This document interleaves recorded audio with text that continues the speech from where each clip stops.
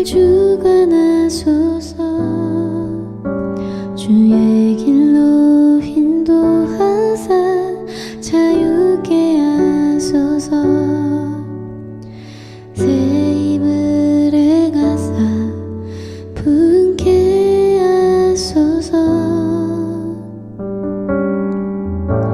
마음이 상한 자를 고치시는 주님, 하늘의 아버지 날 주관하소서. 주의 길로 인도하사 자유케 하소서. 새 일을 행하사 분케 하소서. 의에 줄이고 목이 마르니 성령의 기름 부으소서. 의에 줄이고 목이 마르니 내 잔을 채워주소서.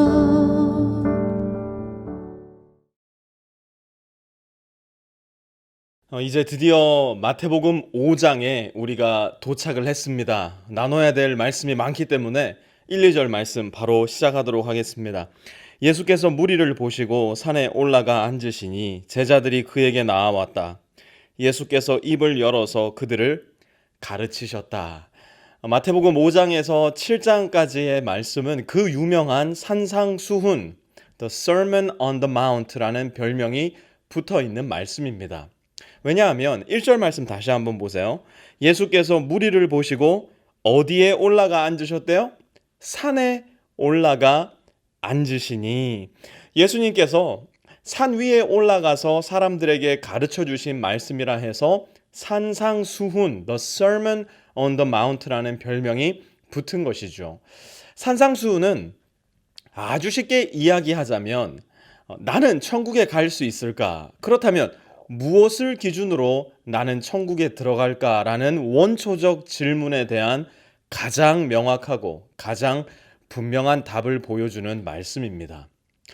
예수님 당시의 상황을 한번 생각해 보죠. 그 당시 천국 입성 기준을 말하라고 한다면 대번에 머리에 떠오르는 천국 입성 1순위 후보들이 있었으니 바로 바리새인이나 서기관들이라고 불렸던 종교 지도자들이었을 겁니다. 그들의 관심은 온통 종교적 행위에 집중되어 있었어요. 내가 하나님을 위해서 무엇을 해야 하는가? 내가 하나님을 위해서 무엇을 해왔는가? 예를 들자면 이런 거죠. 내가 얼마나 자주 성전에 나가는지 알고 있는가? 내가 얼마나 자주 금식하는지 세상 사람들이 다 알지 않는가? 내가 얼마나 많이 헌금하는지 모르는 사람 이 도시에 어디 있단 말인가? 이것이 바로 그들에게 있어 천국행 티켓을 가늠할 수 있는 도구이며 근거였어요. 재미있는 건 뭐냐? 오늘부터 시작되는 이 산상수훈에서 예수님은 그러한 당시의 생각과 종교적 고정관념을 완전히 깨트려 버리신다는 거예요. 오늘과 내일은 산상수훈의 시작인 팔복의 내용을 살펴볼 텐데요. 함께 팔복을 공부하면서 예수님께서 당시 대다수의 사람들이 가지고 있었던 종교적 고정관념을 어떻게 깨고 계신지 함께 묵상해 보면서 혹시 나에게는 그러한 종교적 고정관념이 없겠는가 한번 살펴보는 시간을 가지려고 합니다. 3절에서부터 다시 보도록 하겠습니다. 마음이 가난한 사람은 복이 있다. 하늘나라가 그들의 것이다. 마음이 가난한 사람, 그들은 누구일까요?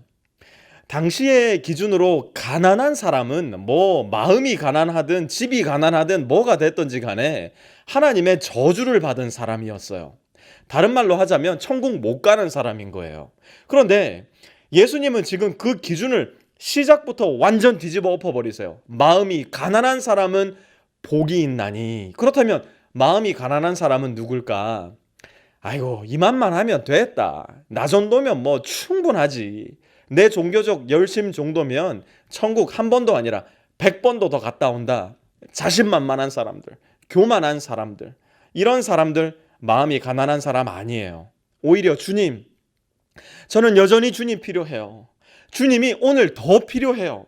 어제만 나와 함께하는 주님 말고 오늘도 나와 함께 해주시고 오늘만 함께하지 마시고 내일도 나와 함께해 주십시오. 나는 언제나 주님이 필요합니다. 나를 도와주십시오. 마음이 가난해서 계속 하나님을 구하고 또 구하는 사람, 그 어떤 종교적 열심도 공로도 하나님이 함께하지 않으신다면 여전히 내 안에 허기를 느끼는 마음이 가난한 사람, 예수님은 바로 그런 사람들이 하늘나라를 차지할 거라 말씀하세요. 또 두 번째로 어떤 사람이 복이 있는 사람인가 한번 보니까요. 4절, 슬퍼하는 사람은 복이 있다. 하나님이 그들을 위로하실 것이다. 두 번째로 복이 있는 사람은 슬퍼하는 사람이래요. 자, 그렇다면 슬퍼하는 사람은 누구인가? 자, 다시 한번 잘 기억해 보세요. 산상수훈은 쉽게 이야기하면 천국을 어떻게 가는가를 가르쳐주는 말씀이었어요. 당시 사람들의 천국 입성 후보 1위는 누구였다고요? 바리새인과 서기관들이었어요.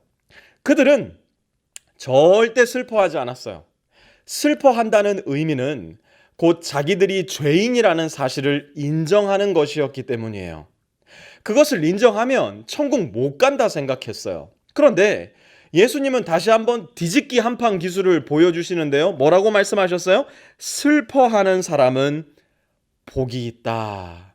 전혀 생각지도 않았던 복의 기준을 하나님은 다시 한번 제시하시는 겁니다. 자기 자신이 죄인임을 하나님 앞에 인정하는 사람.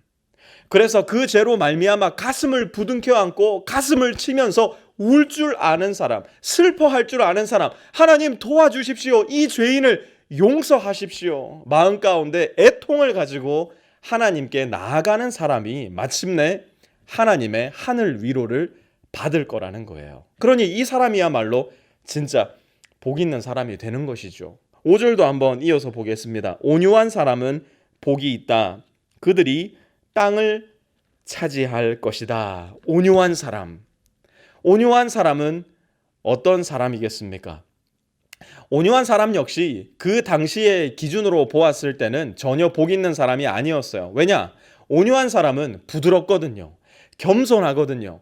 자기 자신을 다른 사람에게 내어주거든요. 그런데 그 당시 복 있는 사람은요. 일단 돈이 많아야 돼요. 권세가 있어야 돼요. 인기가 있어야 돼요. 그러면 이제 그러한 사람은 타인을 존중할 필요가 없어져 버리는 거예요. 타인을 향해서 폭언을 하고 폭력과 폭압의 일상을 살아가도 자기 한 사람 잘 살기 위해 그렇게 산다 한들 그 누구 하나 자기에게 손가락질하는 사람 없는 것이에요. 그러니 이런 사람들은 그야말로 오늘만 사는 사람, 영혼이 없는 사람, 그러니 온유할 필요가 없는 사람이 되어버리고 마는 것이죠. 그런데 예수님은 말씀하세요. 하나님의 때가 온다는 거예요. 하나님의 나라가 반드시 온다는 거예요. 그래서 하나님은 말씀하셨어요. 회개하라. 천국이 가까이 왔느니라. 그때 자기 한 사람 살기 위해 다른 사람 다 죽여버린 사람은 설 땅이 없을 거라는 거예요. 그러나 다른 사람 살리기 위해 온유하게, 부드럽게, 겸손하게 자기 자신을 낮추고 죽인 사람은 마침내 5절 뭐라고 이야기합니까? 땅을 차지할 것이다. 하나님의 나라에 머물 곳이 있을 것이라는 말씀이에요. 사랑하는 빛의 성도 여러분, 여전히 하나님으로 여러분 목마르십니까? 여전히 하나님 안에서 나의 죄를 발견하고 아파하고 슬퍼하고 애통하고 계십니까? 타자를 향한 하나님의 눈과 마음이 저와 여러분에게 있어서 그들을 하나님의 눈으로, 하나님의 마음으로, 하나님의 손과 발로 대하고 계십니까?